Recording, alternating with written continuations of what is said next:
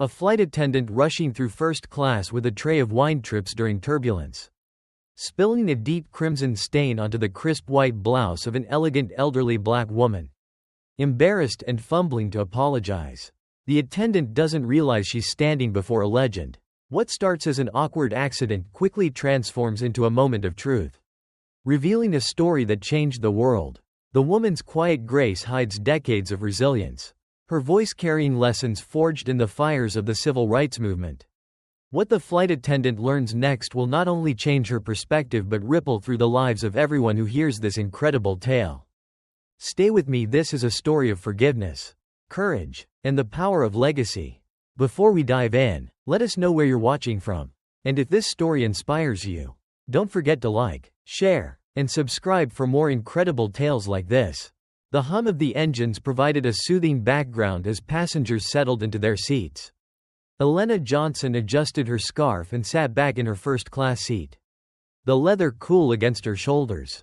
At 82, she moved with the grace of a woman who had long stopped apologizing for taking up space. Her white blouse was crisp, her demeanor poised, but her eyes held the weight of decades, a quiet storm of history simmering beneath the surface. Across the aisle, Sarah Morgan, a young flight attendant, leaned over a passenger with a practiced smile. She was efficient, polite, and detached, the product of a world where efficiency mattered more than empathy. As she approached Elena, holding a tray of meticulously arranged wine glasses, she hesitated. There was something about the older woman that made her pause. Not intimidating, exactly, but formidable in a way Sarah couldn't place. "Would you care for a glass of wine, ma'am?" Sarah asked, her southern drawl adding a layer of sweetness to her tone. Elena looked up from her book, a worn copy of Baldwin's The Fire Next Time. "Yes, please," she replied, her voice calm, deliberate. Sarah handed her a glass of red wine, and for a moment, their hands brushed. It was subtle but enough to make Sarah aware of a disquieting thought that had been lingering since the boarding process. Why did this woman, with her dignified air, feel out of place in first class? Before Sarah could answer the question for herself, turbulence jolted the plane, the tray slipped from her grip, and the wine spilled, a deep, crimson stain blossoming across Elena's blouse like a wound. "Oh my God, I'm so sorry," Sarah exclaimed, fumbling with napkins, her cheeks flushed with embarrassment. Though not just because of the spill. Somewhere deep inside, she felt a shame that had nothing to do with the wine. "It's just a shirt, dear," Elena said softly, her voice steady even as the stain spread. But her eyes darkened, as if the wine had unlocked a door to memories long buried. The other passengers turned to watch the scene unfold. Whispers rippled through the cabin, a mixture of pity, judgment, and curiosity. Sarah could feel their stares burning into her back. She wanted to disappear. Instead, she pressed on, dabbing at the blouse with increasing desperation. "I'll pay for the cleaning." Or, Sarah began. Elena raised a hand to stop her.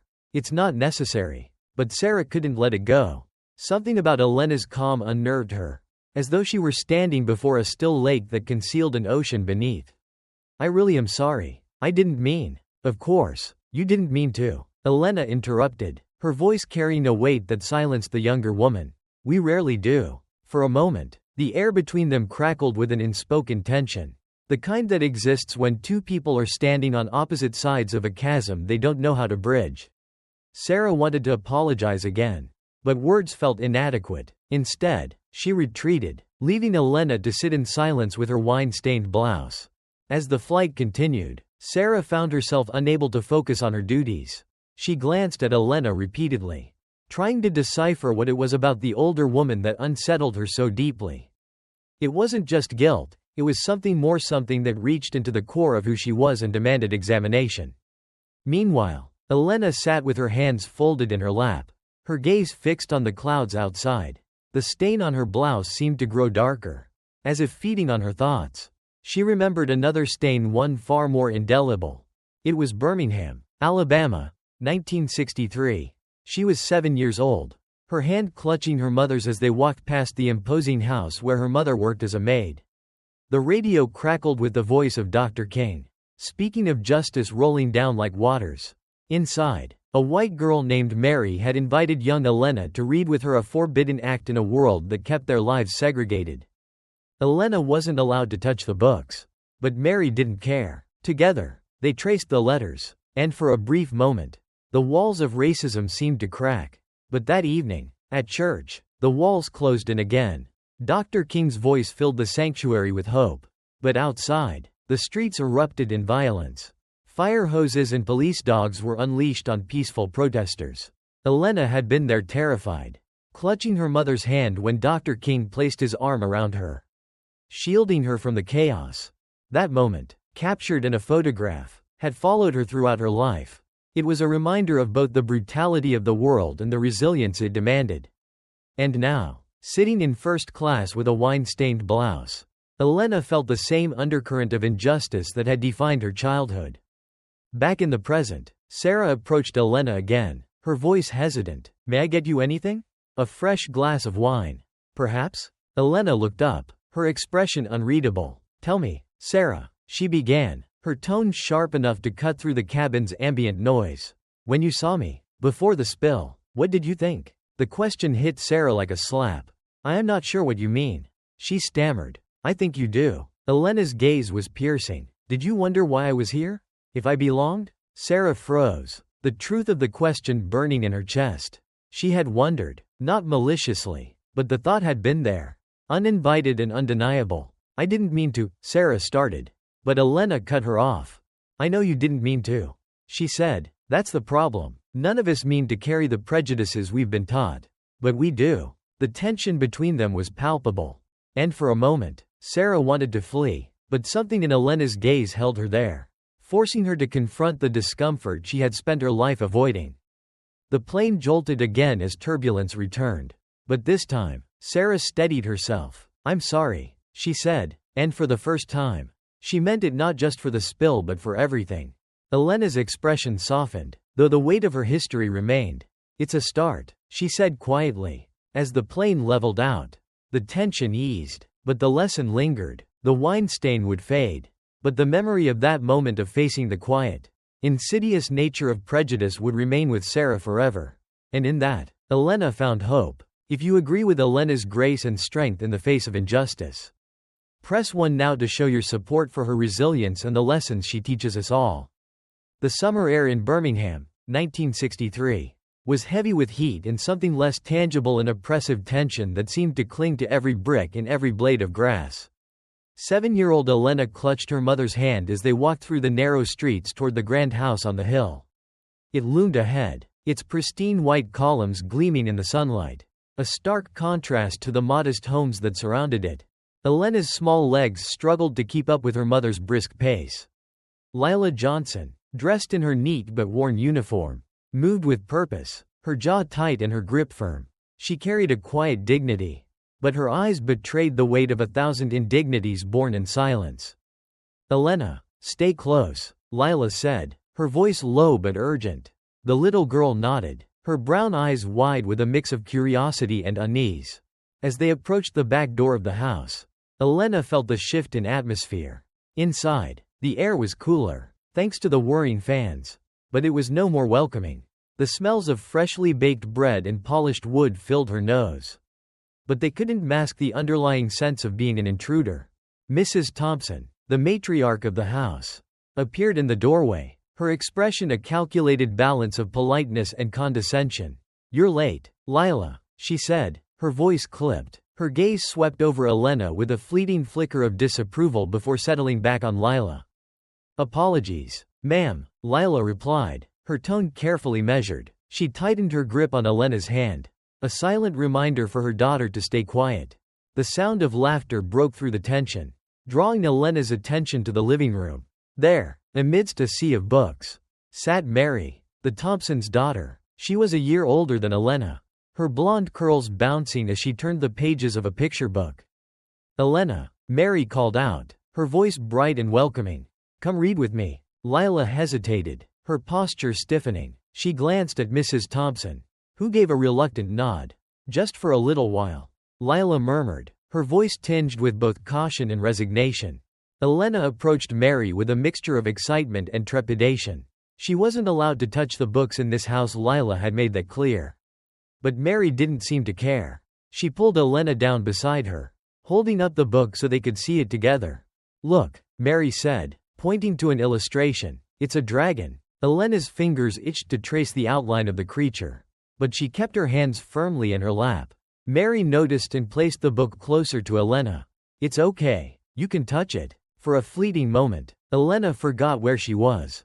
Together, they giggled over the illustrations, their voices mingling in a harmony that defied the barriers around them. But the sound of heavy footsteps shattered their bubble. Judge Thompson entered the room, his presence as commanding as his reputation. He stopped in his tracks, his eyes narrowing as he took in the scene before him. "Mary," he said sharply, "what are you doing?" Mary looked up, her smile faltering. "We're reading, Daddy." The judge's gaze shifted to Elena, and the air seemed to grow colder. "Lila," he barked, his voice echoing through the room. "Get your daughter, now." Lila appeared instantly, her face pale but composed. "Yes, sir," she said, crossing the room to take Elena by the hand. "Come on, Elena," Mary protested, her voice rising. "But we were having fun. She was helping me read." "That's enough, Mary," the judge said, his tone brooking no argument. "This is not her place." The words cut through the room like a blade. Elena's cheeks burned with a shame she didn't yet have the language to name. Lila's grip on her hand tightened, and they left the room without a word. The walk home was silent, the weight of the day pressing down on them both. It wasn't until they reached their modest house that Lila finally spoke. "Elena," she said, kneeling to look her daughter in the eyes, "I want you to remember something. The world will try to tell you where you belong, but you don't let it decide for you. You understand me?" Elena nodded, but the tears in her eyes spoke of a confusion she couldn't yet articulate. That evening, the church was alive with song and defiance. The congregation had gathered to hear Dr. Martin Luther King Jr. speak.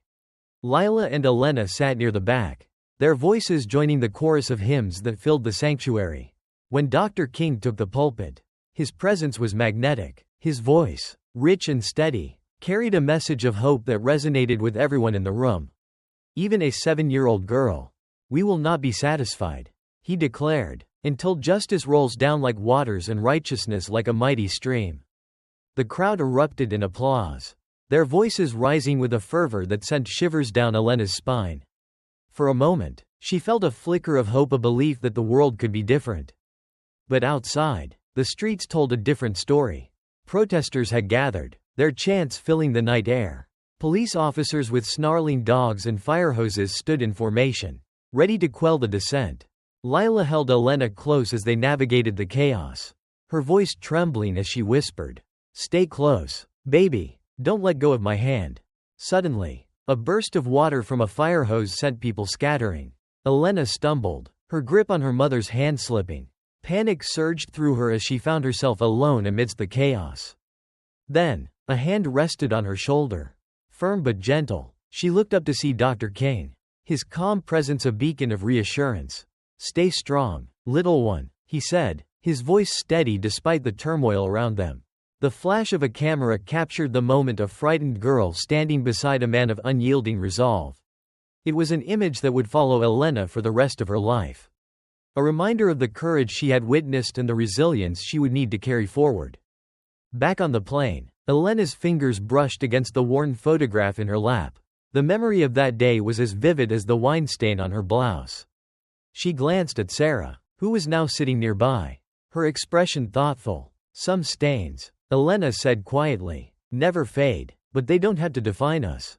The words hung in the air, their weight palpable. Sarah looked at Elena, her eyes reflecting a mixture of admiration and unease. The turbulence had passed, but the lessons of the day were just beginning. The summer heat of Birmingham, now a distant memory, lingered like a phantom in Elena's mind as the plane hummed steadily. Her thoughts drifted from the quiet civility of the airplane cabin back to the oppressive streets of her childhood, a place where shadows seemed to stretch longer and truths lay buried beneath layers of civility. It was a brisk morning in early May 1963, and Birmingham was on edge. The children's crusade had begun, with hundreds of young faces taking to the streets, their voices rising in a harmonious cry for justice. Elena, barely 7, stood on the church steps beside her mother. The air was thick with anticipation, the kind that made her tiny hands tremble as they clutched the fabric of her mother's dress. "Can I march too, Mama?" she asked, her voice small and hopeful.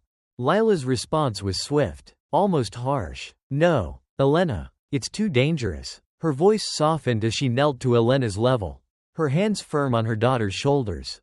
"This isn't a game, baby. They won't care how small you are." Elena's heart sank, but the defiance that flickered in her chest was too young to be extinguished. The chants of children her age echoed in the streets outside, calling to her, daring her to step out from the safety of her mother's shadow. By mid-morning, the crowd swelled. Young marchers filled the streets, their faces a mixture of fear and determination. Elena, unnoticed for the moment, slipped away from her mother's side. She moved through the crowd, her heart pounding as she joined the sea of children walking with their heads held high. The first few blocks were almost peaceful. The chants, "We shall overcome," felt like a shield, as though the power of their unity could protect them from the world's cruelty. But as they rounded a corner, the scene ahead turned darker. Rows of police officers stood in formation, their faces cold and unyielding. Behind them, fire trucks loomed, their hoses coiled like sleeping serpents. Elena's steps faltered, her confidence wavering as the weight of the moment pressed down on her small shoulders. "Go home," one officer barked through a megaphone. The children's chants grew louder in defiance, their voices rising like a wave against the barricade of authority. And then, the hoses roared to life. The first blast of water hit the front line of marchers, knocking them to the ground with brutal force. Screams replaced chants as children scattered, their small bodies battered by the unrelenting torrents. Elena froze, her feet rooted to the pavement as chaos erupted around her. She felt the sting of the water before she saw it, a searing force that knocked her off balance. She hit the ground hard, the impact jarring her tiny frame. Panic set in as she struggled to her feet, the world around her a blur of noise and movement. "Elena," a familiar voice called out, cutting through the cacophony. It was her mother, her face a mask of fear as she pushed through the crowd. Her arms outstretched, but Elena couldn't move. Her legs felt like lead, her body trembling with a terror she couldn't fully comprehend. And then, just as the shadows seemed ready to swallow her whole, a hand rested on her shoulder. It was Dr. King. His presence was calm, steady, a beacon in the storm. "Stay strong, little one," he said, his voice low and reassuring. "We're here together." Elena looked up at him, her wide eyes locking onto his. In that moment, she felt an unfamiliar warmth spread through her chest, a flicker of courage in the face of overwhelming fear. The flash of a camera punctuated the scene, capturing the image that would define the day. A young girl standing beside a man who refused to yield. Their figures a testament to the resilience of a movement that would not be silenced. But the reprieve was short-lived. The police unleashed their dogs next, their snarls slicing through the air. Elena's heart raced as she saw one lunging toward her. She screamed, clutching Dr. King's leg as he shielded her with his body. "Get back," someone shouted, and the crowd surged forward, their collective will pushing back against the brutality.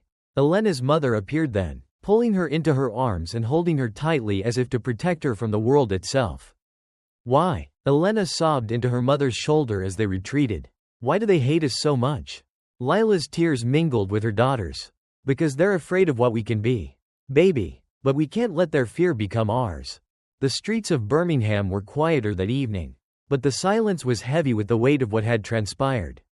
The scars of the day were not just physical, they were etched into the hearts of everyone who had witnessed it. Back in the church, Elena sat beside her mother, her small hand clutching a damp photograph that someone had given her, a picture of her standing with Dr. King. A symbol of hope amidst the chaos. Lila smoothed her daughter's hair, her voice gentle but firm. "You're stronger than you know, Elena, and one day, the world will see it too." On the plane, decades later, Elena looked at the faded photograph she still carried. Her fingers traced the edges as the memories flooded back with vivid clarity. The wine stain on her blouse felt insignificant in comparison, a mere echo of the battles she had fought. Beside her, Sarah watched in silence, the weight of the story sinking in. "That little girl in the picture," Sarah said softly. "She was you." Elena nodded, her voice calm but resolute. "And the fight that little girl joined, it's far from over." The plane jolted slightly as turbulence returned, but Elena remained steady. The storm, after all, was nothing new. The gates of Harvard University loomed ahead, their iron bars and ivy-covered walls an emblem of opportunity for some, a barrier for others. Elena Johnson, now 18 and fresh off the train from Birmingham, stood before them, clutching the strap of her suitcase. Her heart beat with a mixture of pride and trepidation. This was her mother's dream, realized through years of sacrifice. It was Dr. King's vision of doors opened for those who had once been locked out. And yet, it felt like stepping into enemy territory. The cobblestone paths were bustling with students, their laughter and hurried conversations filling the crisp autumn air. Elena adjusted the lapels of her thrifted blazer, her head held high despite the stares she could feel grazing her. She'd become used to those glances, assessments of her skin, her clothes, her very presence in spaces where she wasn't supposed to be. Her first lecture, held in a grand hall with soaring ceilings, was as intimidating as the gates themselves. She sat near the front, notebook open, pen poised. The professor, a silver-haired man with an air of aloof authority, began the class with a casual remark about the privilege of attending Harvard. The word hung in the air, weighted and sharp. Elena raised her hand, her voice steady. Privilege for whom, sir? The room fell silent. The professor's eyes narrowed, and a flicker of irritation crossed his face. Excuse me? Elena held his gaze. I mean, privilege isn't universal. For some of us, being here isn't a birthright, it's a fight. A few students shifted in their seats. Uncomfortable. The professor gave a tight smile, clearly unaccustomed to being challenged. Duly noted, he said, moving on without further acknowledgement. In the weeks that followed, the challenges piled on like stones in her path. During a group project, her contributions were dismissed outright by her peers, who seemed to view her as more of an obligation than an equal. We've got it covered, one of them said, brushing off her carefully prepared analysis. In the library, whispers followed her. That's the maid's daughter, someone murmured, loud enough for her to hear. Elena's hands trembled as she turned the pages of her textbook, her jaw tight. She refused to let them see her cry.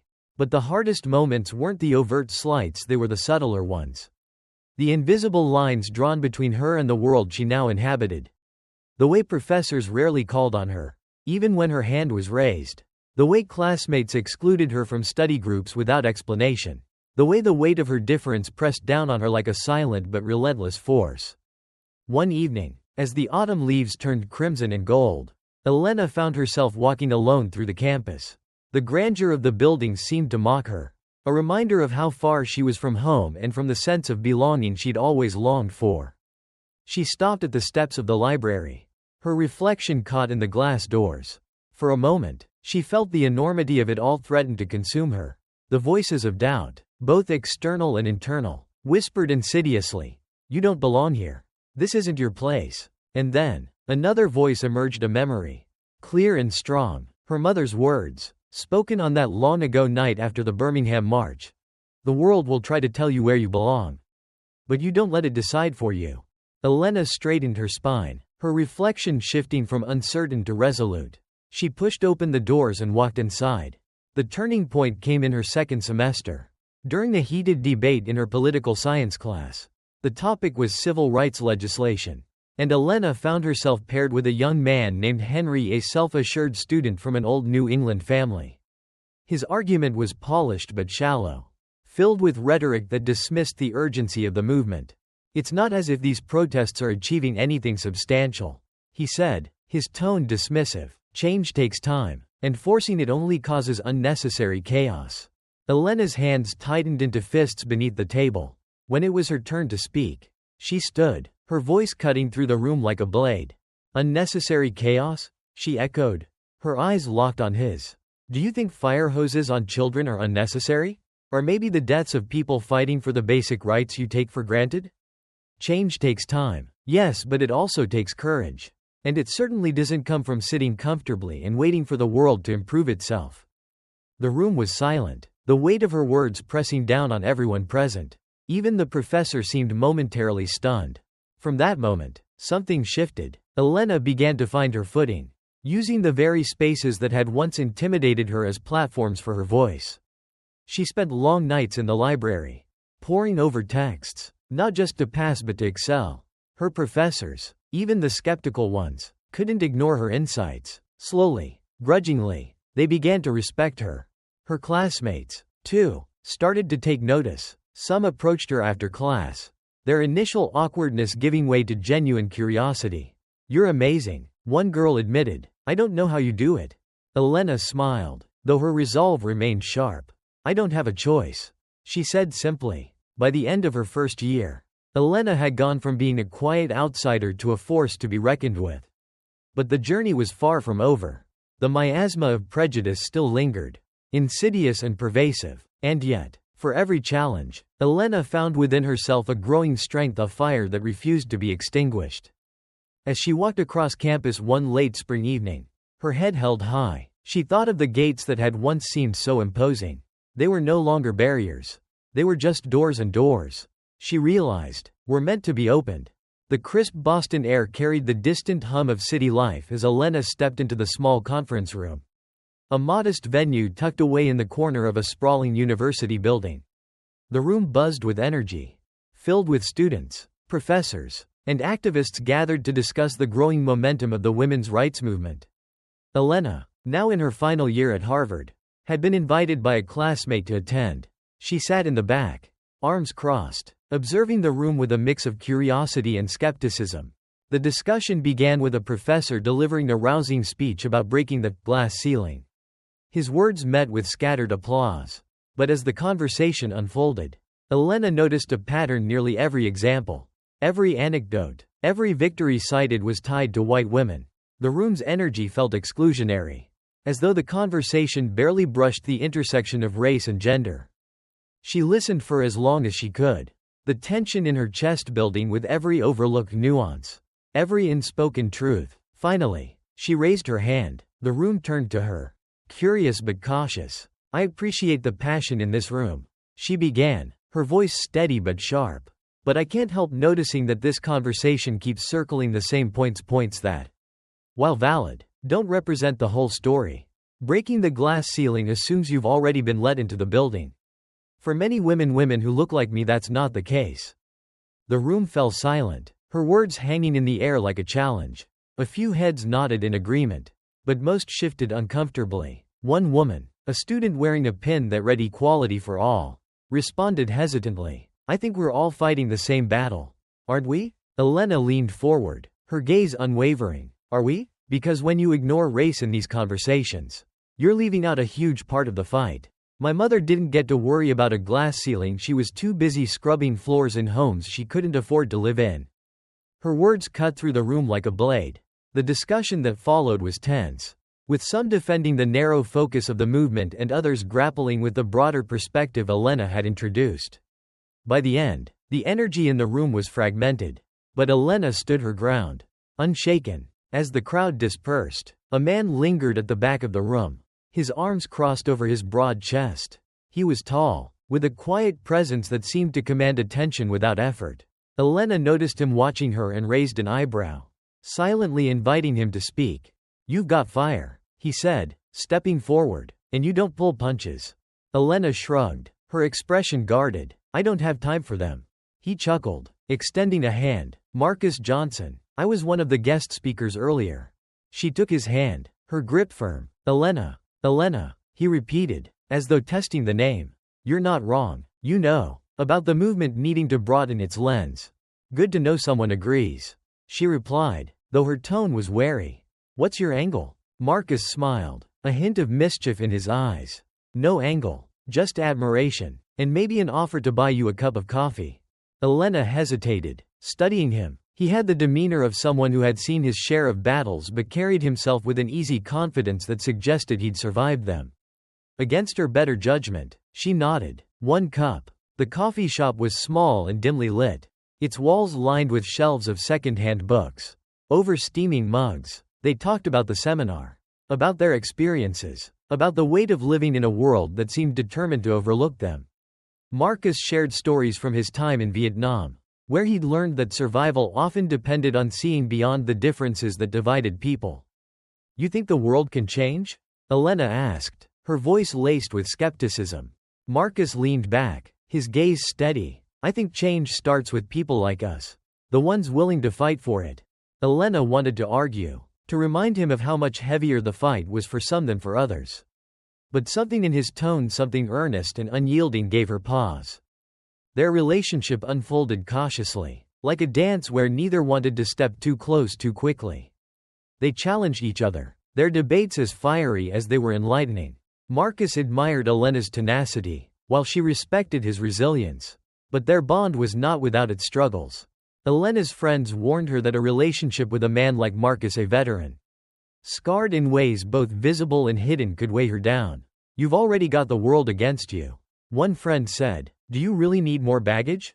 Marcus, too, faced judgment. His family, steeped in their own prejudices, questioned why he would align himself with a woman so fiercely independent, so unwilling to conform. Yet, for every external challenge, their shared understanding of the world's injustices drew them closer.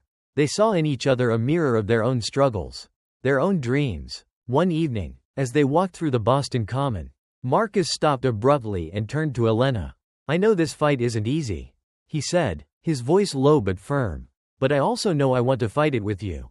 Not just alongside you, with you." Elena looked at him, her heart racing. "What are you saying, Marcus?" He took her hands, his grip steady. "I'm saying I'm in this for the long haul."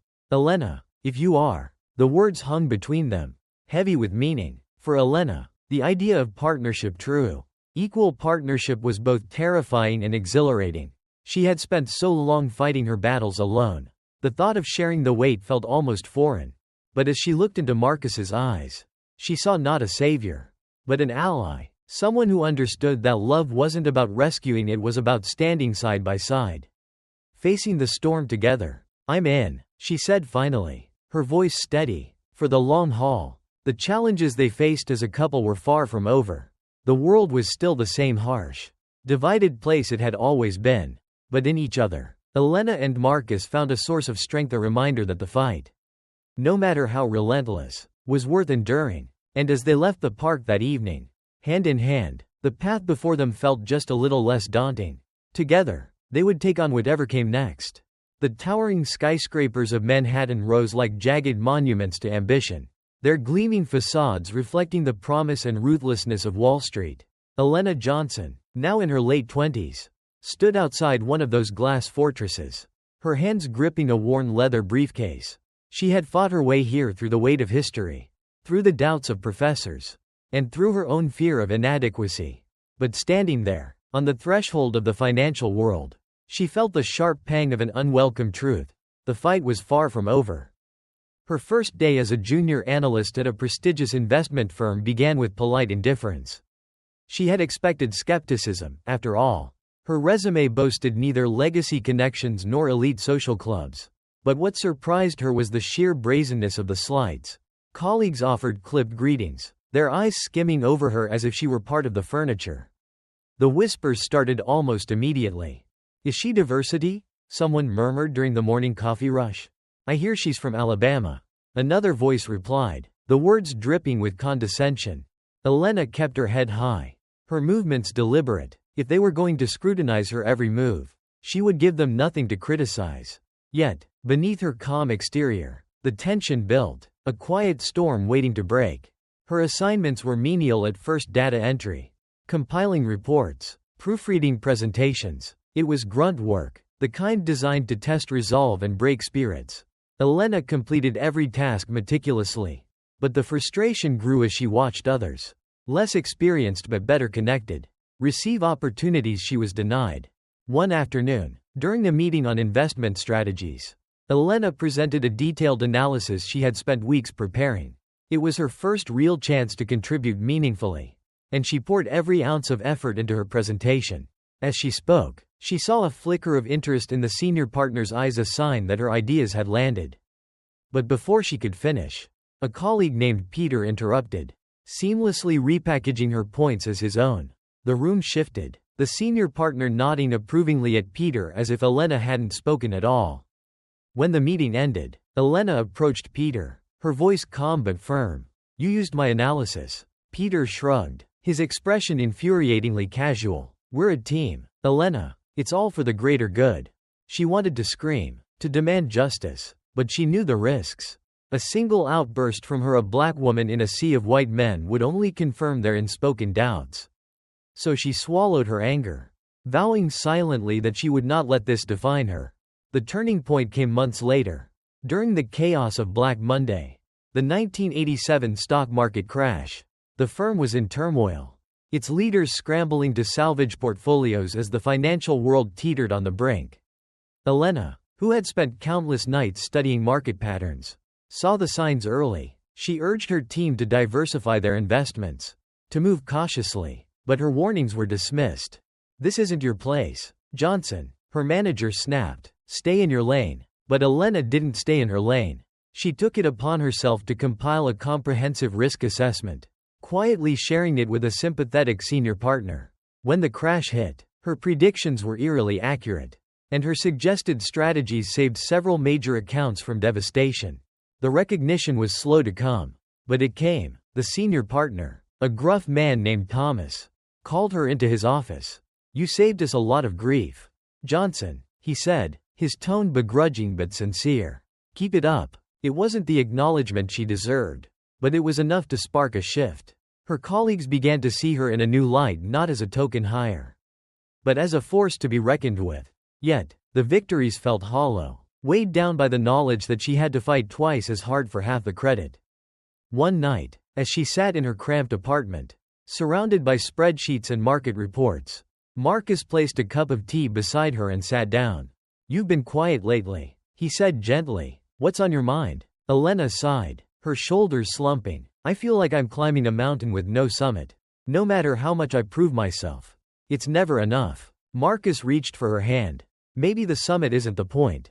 Maybe it's about building something they can't tear down." His words planted a seed in her mind, an idea that grew quietly over the next few months. She began to imagine a firm of her own, a place where talent and vision mattered more than privilege and connections. It was a dream that felt both exhilarating and impossible. The final straw came during a board meeting. Elena had been invited to present a groundbreaking strategy she had developed, one that promised significant returns. As she spoke, she noticed the board members exchanging glances, their expressions unreadable. When she finished, the CEO, a man who had barely acknowledged her existence, said, "Interesting work, Johnson. We'll take it from here." The meeting ended, and as the board members filed out, Elena sat frozen in her seat. They had taken her work again and dismissed her as if she were invisible.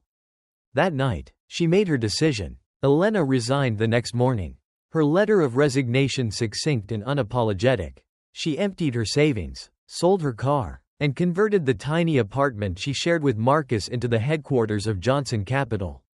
It was a bold move, one that friends and family met with a mixture of admiration and concern. The first months were grueling. Clients were scarce, and every pitch felt like an uphill battle. The same biases she had faced as an employee followed her as an entrepreneur. But Elena's determination was unshakable. She worked tirelessly, often through the night, crafting strategies and building relationships. Her breakthrough came when a small business owner, impressed by her clarity and integrity, entrusted her with his investments. Word spread, and slowly, the tide began to turn. By the end of her first year, Johnson Capital was no longer a fledgling firm, it was a rising star. Elena, now the master of her own destiny, had not only survived but thrived. Yet, she knew the fight wasn't over. The glass and steel of Wall Street still loomed large. But this time, she wasn't just knocking on its doors, she was building her own. The headquarters of Johnson Capital sat in a modest office on the outskirts of Manhattan, its unassuming facade a stark contrast to the gleaming towers of Wall Street. Inside, however, Elena Johnson was building something far more revolutionary than the portfolios she managed. The air was thick with possibility. The hum of fax machines and clatter of keyboards punctuated by the quiet determination of her small but devoted team. Elena's vision extended beyond profits. She wanted to create a firm where merit triumphed over privilege, where opportunities weren't reserved for those born into the right families or walking the right paths. But the barriers she had faced as an employee now returned with a vengeance as a business owner. Her successes were scrutinized, her failures magnified. Every deal was a battle, every meeting a test of her resilience. It started subtly, Clients she had courted for months would suddenly ghost her, their silence speaking louder than words. One prospective investor, a man whose wealth was matched only by his ego, sat across from Elena in her cramped conference room and smirked. "You've got ambition, Ms. Johnson," he said, his tone patronizing, "but I wonder if you're biting off more than you can chew." Elena's smile was razor sharp. "If I can chew it, I can swallow it," she replied, but as the man walked out without signing, she felt the familiar sting of rejection, this time tinged with the frustration of knowing it had little to do with her abilities. The challenges grew. Competitors whispered about her lack of experience and questioned her credentials, conveniently ignoring her track record of success. Even the banks seemed hesitant, their loan officers finding creative reasons to deny her applications. "It's just policy," one of them said with a shrug, his eyes betraying the truth. The policy wasn't the problem, she was. Then came the phone call. It was late on a Friday. The office nearly empty. Elena was preparing to leave when her assistant rushed in, breathless. "It's the Thompson Group," she said, holding out the phone. "They want to talk." Elena froze. The Thompson Group was one of the largest investment firms in the country, a behemoth that could make or break a career with a single decision. She had pitched to them months ago, never expecting a response. She picked up the receiver, her voice steady despite the pounding in her chest. "Elena Johnson speaking." The voice on the other end was cool, professional. "Ms. Johnson, we've reviewed your proposal, and we'd like to schedule a meeting." Elena barely managed to contain her excitement. "Of course. When would be convenient for you?" The answer came quickly. "Monday, 9 a.m. our office." The weekend passed in a blur of preparation. Elena reviewed her proposal until the numbers swam before her eyes.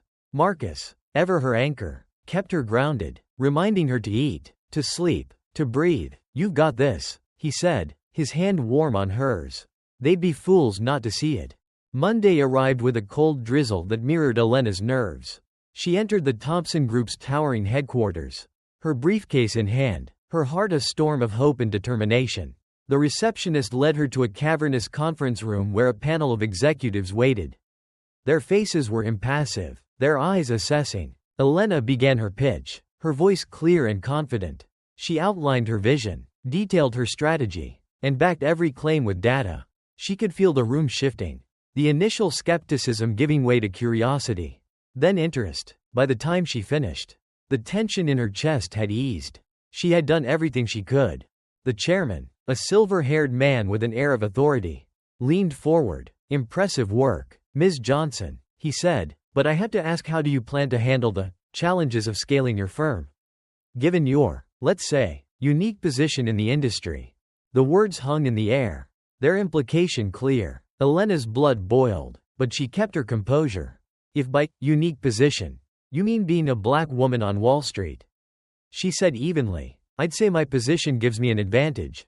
I've spent my entire career overcoming challenges. Scaling my firm will be no different." The chairman studied her for a moment before nodding. "We'll be in touch." Days turned into weeks, and Elena heard nothing. She threw herself into her work, her frustration fueling her drive. But late one evening, as she reviewed a new client proposal, the phone rang. It was the chairman. "Ms. Johnson, we've made our decision. We'd like to move forward with your firm." Elena's relief was tempered by caution.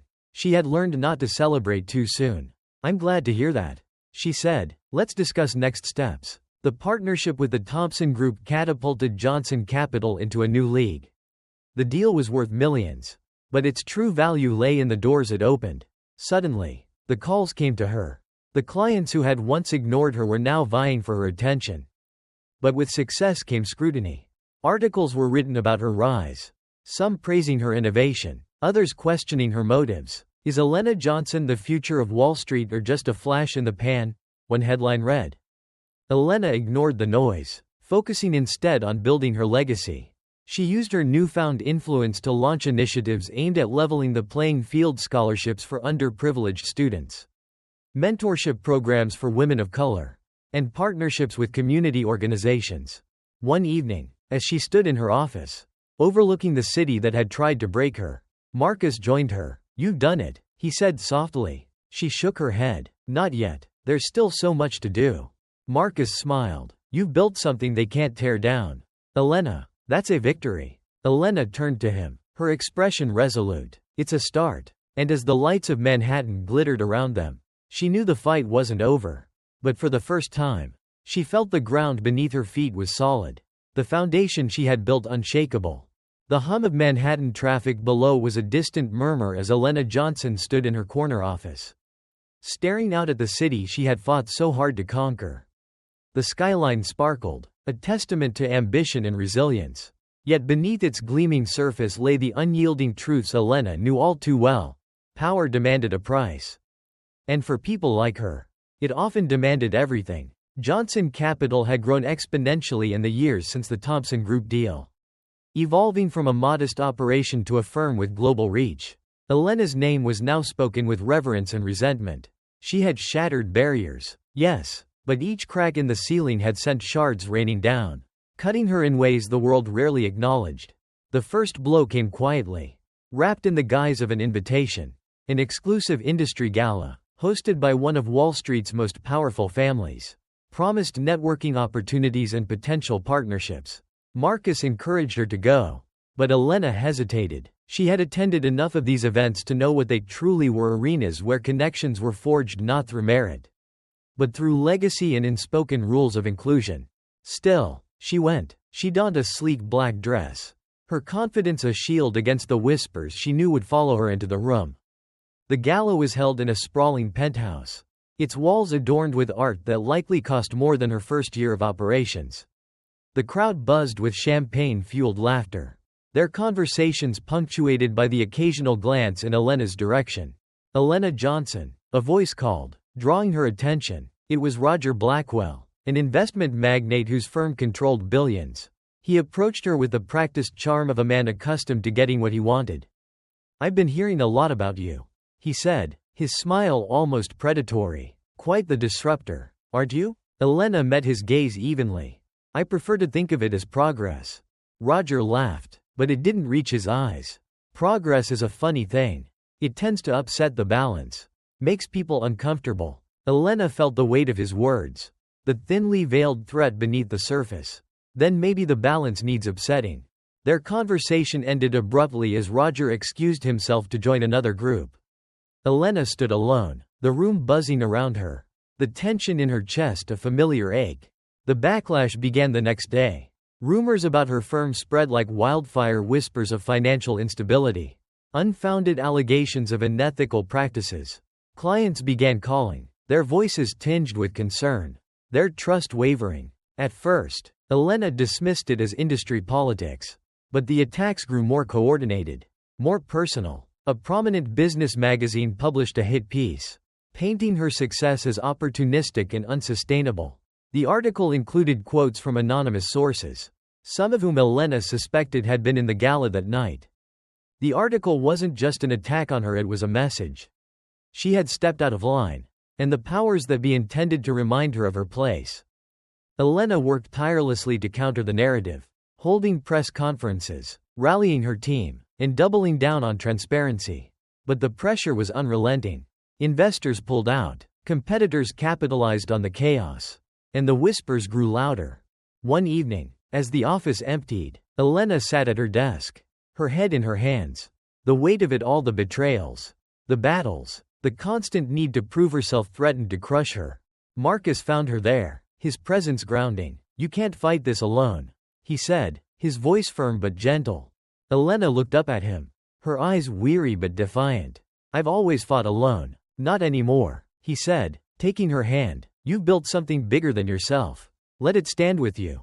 Elena took his words to heart. She reached out to allies, other women, other black professionals, those who had felt the same sting of exclusion. Together, they formed a coalition, pooling resources and influence to push back against the attacks. The turning point came when Elena held a public forum, inviting community leaders, clients, and the media. She stood on a small stage, her voice steady as she addressed the crowd. "This isn't just about me," she said. "It's about what we're willing to tolerate. It's about who gets to decide who belongs in rooms like this. Who gets to shape the future. I refuse to let fear dictate my place in this world." The room erupted in applause, the momentum shifting. Articles began to surface defending her, highlighting her accomplishments and calling out the coordinated efforts to undermine her. Clients returned, and new ones followed, drawn by her resilience and integrity. Months later, as the dust settled, Elena reflected on the ordeal. She had weathered the storm, but it had left scars, reminders of the price she had paid for daring to succeed. In the quiet of her office, Marcus joined her, a glass of wine in hand. "You did it," he said, his voice filled with pride. Elena shook her head. "We did it. I couldn't have done this alone." She looked out at the city, the skyline glittering with possibilities. The fight was far from over. But for the first time, she felt the tide turning. The world was changing, slowly and painfully, but it was changing, and she would make sure it never turned back. The Johnson Foundation's conference hall brimmed with energy. The air was filled with conversations that buzzed with possibility, students exchanging ideas, professionals networking, and community leaders sharing strategies. It was a space Elena Johnson had dreamed of creating, a place where ambition could flourish without the suffocating weight of systemic barriers. Elena, now a figure of national prominence, stood at the edge of the room, watching it all unfold. The foundation had grown into a powerhouse, its programs empowering marginalized communities through scholarships, mentorships, and access to resources once withheld. But even as she basked in the glow of what they had built, Elena knew the fight was far from over. The first hint of trouble came during a panel discussion on corporate diversity. A young woman, a recent graduate named Tasha, shared her experience of being the only black employee at a major tech firm. "They love to talk about inclusion," Tasha said, her voice trembling with a mix of frustration and resolve. "But when you're in the room, you realize they don't actually want you to speak. They want you to exist as proof of their progress." The room fell silent, the weight of her words settling like a stone. Elena's chest tightened. She knew that silence had lived it. It was the sound of unspoken truths echoing against walls of complacency. After the session, Tasha approached Elena, her eyes filled with both admiration and desperation. "How do you keep going?" she asked, "when it feels like nothing ever really changes?"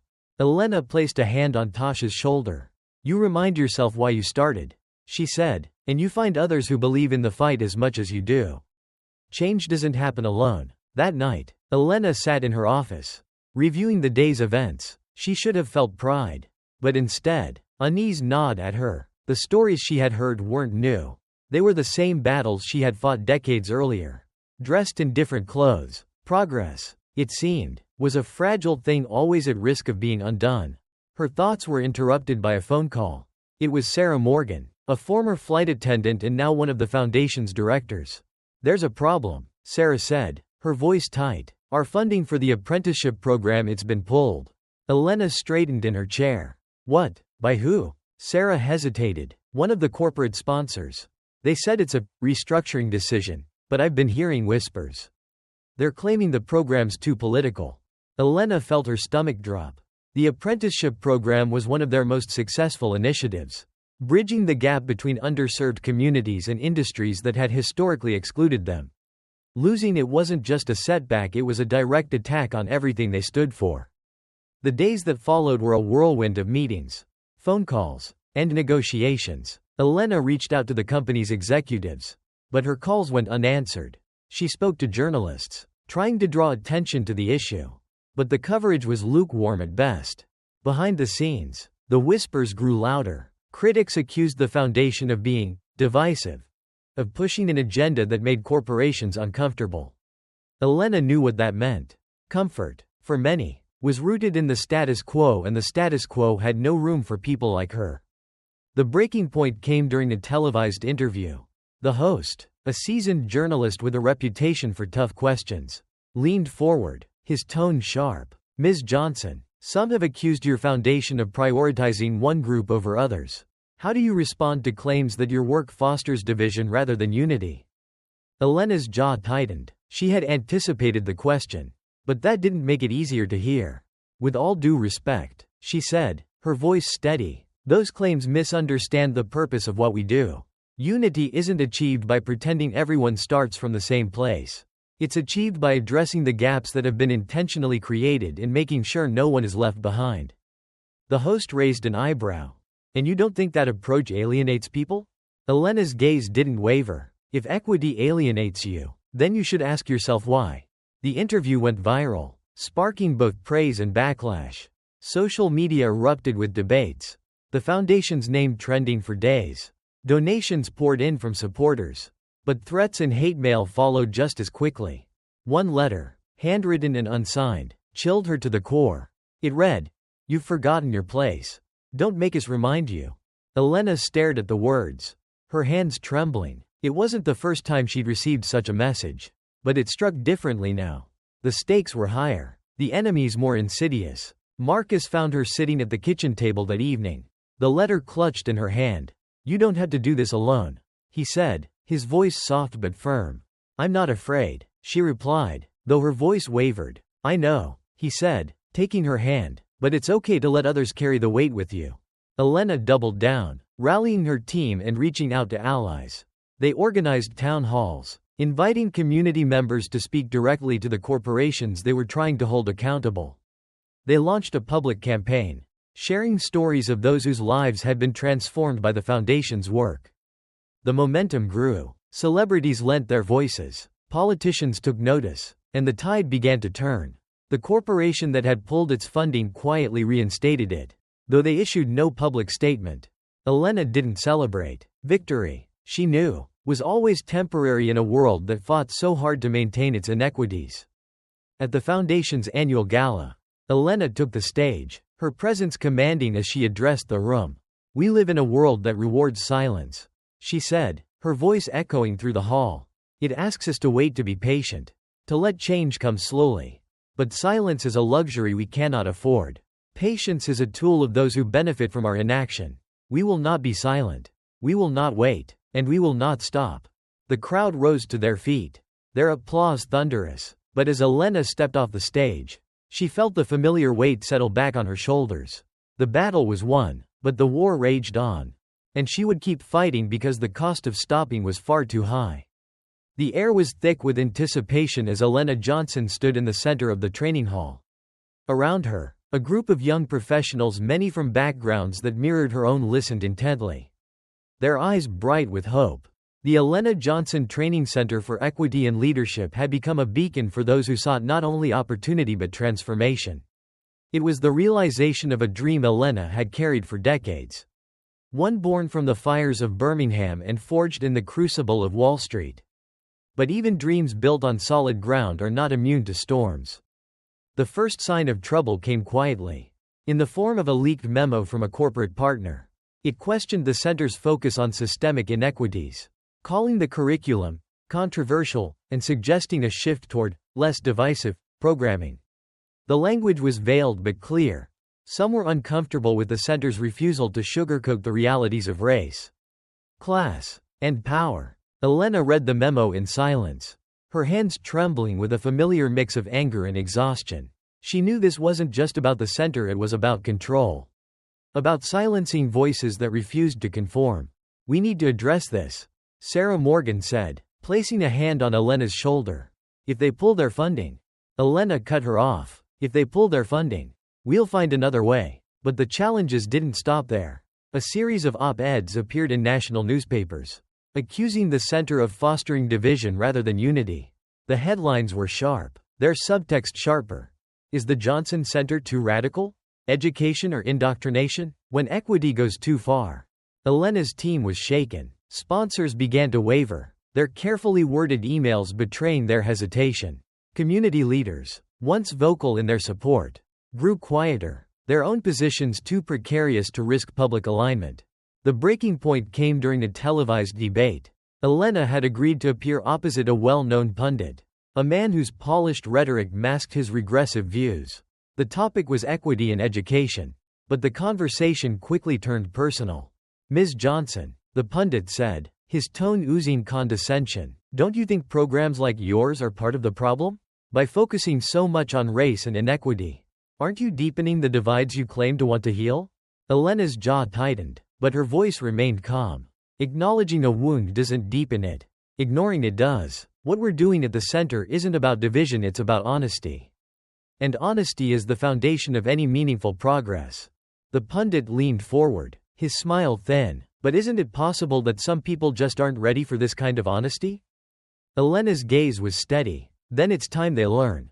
Because the truth doesn't wait for readiness, it demands to be faced. The audience erupted in applause. But the pundit's smirk remained. He wasn't interested in the truth. He was interested in planting doubt. And Elena knew doubt was a powerful weapon. In the weeks that followed, the attacks escalated. Anonymous letters flooded the center's mailbox, filled with threats and vitriol. One letter, written in crude block letters, simply said, "You can't change what's always been." Elena kept the letters from her staff, shielding them from the worst of it. But Marcus saw the toll it was taking. One night, as they sat in their living room, he placed a hand over hers. "You don't have to carry this alone," he said. Elena shook her head. "I'm not carrying it alone. But I am carrying it first." Determined to fight back, Elena organized a summit at the center, inviting activists, educators, and business leaders from across the country. The theme was simple but bold: truth in action. The summit opened with a keynote speech from Elena herself. She stood before a packed auditorium, her voice steady as she addressed the crowd. "We live in a world that thrives on the comfort of denial," she said. "It tells us that if we stop talking about the problems, they'll go away. But silence doesn't erase history. It doesn't heal wounds. It only ensures that the cycle continues." Her words electrified the room. But outside, the opposition was mounting. Protesters gathered at the gates of the center, their chants a cacophony of resistance. Signs reading, "Stop dividing America," and "Keep politics out of education," waved in the air. Inside, the tension was palpable. Security advised Elena to cancel the closing ceremony, citing safety concerns. But she refused. "We don't cancel," she said. "Not for this." The closing ceremony was held in the courtyard under a canopy of string lights. As the first speaker took the stage, the sound of the protesters grew louder, their chants echoing through the night. Elena watched from the wings, her heart pounding. She knew the risks, knew that every step forward came with the threat of backlash. But as she looked out at the audience, at Tasha, now a mentor in the program, at Sarah, who had become a fierce advocate, at Marcus, whose steady presence anchored her, she felt the fire of her purpose reignite. When it was her turn to speak, Elena stepped onto the stage. The noise from the protesters was deafening, but she stood tall, her voice cutting through the chaos.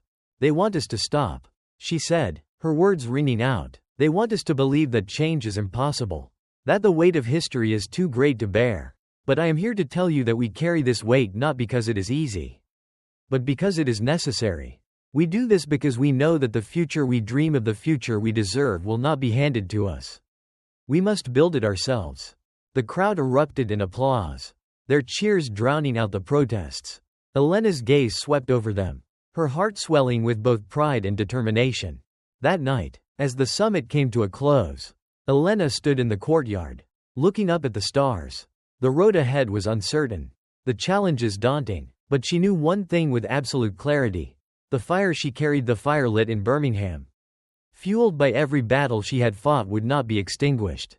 And neither would she. The Lincoln Memorial stood tall in the twilight, its columns bathed in soft golden light as a crowd gathered on the steps. The air was electric with anticipation, a hum of voices weaving through the evening like an unspoken prayer.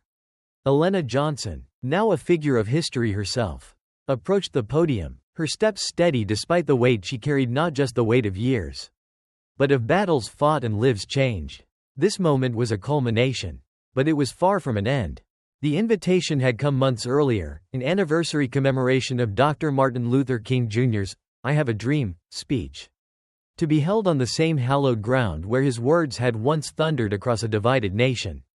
Elena's initial reaction was a mix of honor and hesitation. The world was different now, or was it? The question gnawed at her as she sat in her quiet office late one night, the letter in her hands. "You have to do it," Marcus said from across the room, his voice gentle but firm. Elena looked at him, her doubt plain. "What can I say that hasn't already been said? What can I add to a dream that still feels so far away?" Marcus approached, placing a hand on her shoulder. "You don't need to add to it. You need to remind them why it matters." The weeks leading up to the event were a storm of preparation and introspection. The world, as always, seemed caught in a relentless cycle of progress and backlash. Protests erupted in cities across the country, sparked by another act of police violence that reignited old wounds. The news played endlessly in the background as Elena wrote and rewrote her speech, each headline pulling her in 1,000 directions. Her staff, now a mix of seasoned advocates and fresh-faced activists, rallied around her. They saw the weight she carried and worked tirelessly to support her. But the tension was palpable. "I feel like we're running in circles," Sarah Morgan confessed during a late-night meeting. "For every step forward, there's a push back. How do we keep going?" Elena looked at Sarah. Her own exhaustion mirrored in the younger woman's eyes. "We keep going," she said quietly, "because stopping isn't an option. We owe it to those who came before us and to those who will come after." The day of the event arrived with a bright blue sky, the kind that felt almost defiant in its beauty. Elena stood backstage, her heart pounding as she listened to the voices of other speakers. She felt the familiar pull of doubt, the question that had haunted her for years: is it enough? When her name was announced, the crowd erupted in applause. She stepped onto the stage, the sea of faces before her a reminder of both the struggle and the hope that defined her life. The microphone crackled as she adjusted it, her hands steady despite the storm within her. 60 years ago, she began, her voice strong. A man stood on these steps and shared a dream. He spoke of justice, of equality, of a world where children would be judged not by the color of their skin but by the content of their character. That dream changed the course of history, but it did not complete it. The crowd was silent, the weight of her words settling over them like a solemn hymn. Today, we stand in a world that is both a testament to that dream and a reminder of how far we have yet to go. We have seen progress, yes, but we have also seen the ways in which progress is resisted. The ways in which the systems of inequality adapt and persist. Elena paused, her gaze sweeping the crowd. It is easy to feel defeated in the face of this, to wonder if change is possible, if the fight is worth it. I am here to tell you that it is. Because every step forward, no matter how small, is a victory. Every voice raised is a crack in the wall. And every dream, no matter how fragile, is a beacon for those who follow.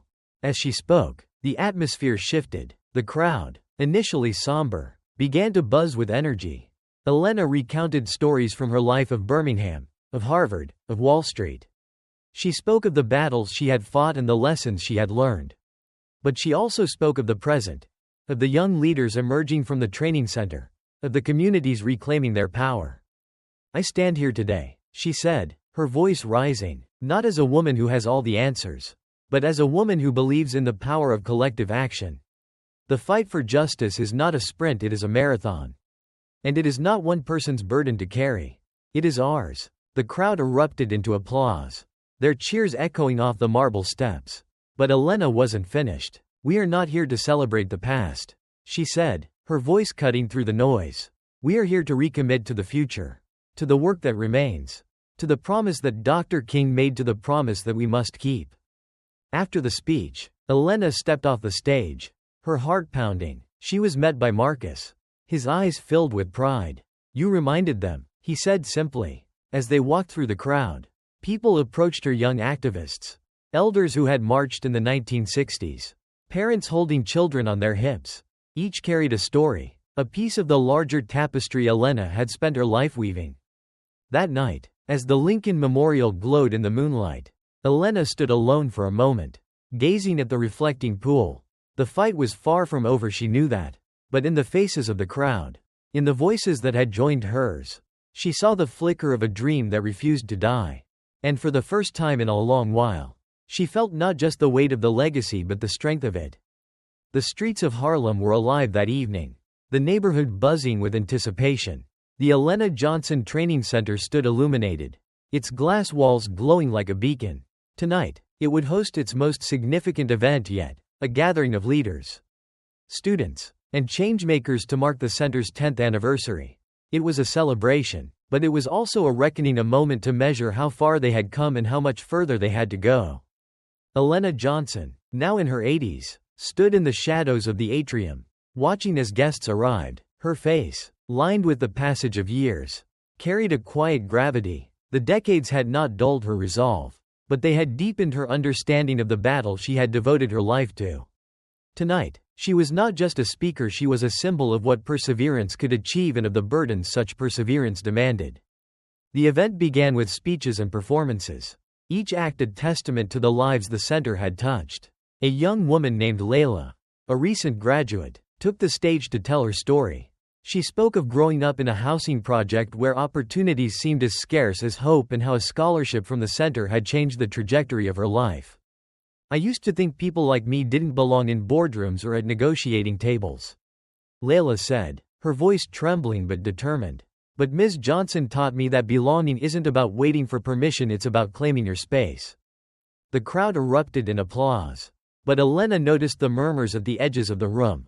A group of executives stood huddled together, their polished appearances masking skepticism. One of them, a man with salt and pepper hair and an expensive suit, leaned toward his colleague. She's inspiring. Sure, he said, just loud enough for Elena to overhear. But these programs are idealistic. They don't address the real barriers. Elena felt a familiar fire ignite in her chest. She had spent her life dismantling those real barriers, brick by stubborn brick. And yet here it was again, the insidious doubt, the quiet dismissal. As the evening progressed, the atmosphere shifted. Conversations grew more animated, but so did the tension. Outside, protesters had gathered, their chants audible through the glass walls. They carried signs reading, "Stop the indoctrination," and "Equity at what cost?" Their presence was a stark reminder that progress was always met with resistance. Elena's staff grew uneasy. Sarah Morgan approached her, her voice low. "Should we call security?" Elena shook her head. "No, let them be. This isn't the first time people have tried to silence us." "But they're disrupting," Sarah began. "They're proving our point," Elena interrupted. "Let them shout. We'll keep building." As the final speech of the night approached, the tension reached its peak. The chants outside grew louder, and the murmurs inside became harder to ignore. But when Elena stepped onto the stage, the room fell silent. The weight of her presence was enough to command attention. She began softly, her voice carrying the warmth of someone who had seen both the worst and best of humanity. "When I was a little girl in Birmingham," she said, "I stood in the shadow of giants, people who dared to dream of a world where justice wasn't a privilege but a right. Tonight, I stand in front of you because they refused to give up." Her tone shifted, growing sharper. "But let me be clear. The work we do here is not about comfort. It is not about making the powerful feel good about their charity. It is about accountability. It is about justice. And justice is rarely comfortable." The protesters outside grew louder, their chants almost drowning her out. Elena paused, turning toward the sound. The crowd inside tensed, uncertain how she would respond. "Do you hear that?" she asked, gesturing toward the noise. "That is the sound of fear. Fear that change is coming. Fear that the world is shifting. And they should be afraid because we are not stopping." The room erupted into applause, a wave of support that drowned out the protests. Elena stood tall, her voice rising above the chaos. "We are here tonight not just to celebrate what we've accomplished, but to commit to what lies ahead. This work is not finished, not for me, not for you, not for any of us." She paused, her gaze sweeping the room. "But I know this, the next generation is ready. They are fierce, they are brilliant, and they will not be silenced. To them, I say, take the torch. Carry it higher than we ever could." The applause was deafening as Elena stepped off the stage. Marcus was waiting for her, his smile soft and proud. "You still know how to work a room," he said, taking her hand. Elena smiled, but her expression was thoughtful. "It's not the room I'm worried about. It's the world outside it." They stood together, watching as the crowd began to mingle again, their energy renewed. The protests outside had quieted, their chants replaced by the hum of determination inside. Later that night, long after the guests had left and the lights in the training center had dimmed, Elena stood alone in the atrium. She looked up at the glass ceiling, the stars faint but visible beyond it. She thought of Birmingham, of the marchers who had stood firm against fire hoses and dogs. She thought of Harvard, where she had fought to be seen. She thought of Wall Street, where she had built something no one could take away. And she thought of the young faces she had seen tonight, faces filled with the same fire she had carried all her life. The fight was not over. It never would be. But for the first time, Elena felt a profound sense of peace. The torch was in good hands. And the dream, unfinished but unyielding, lived on.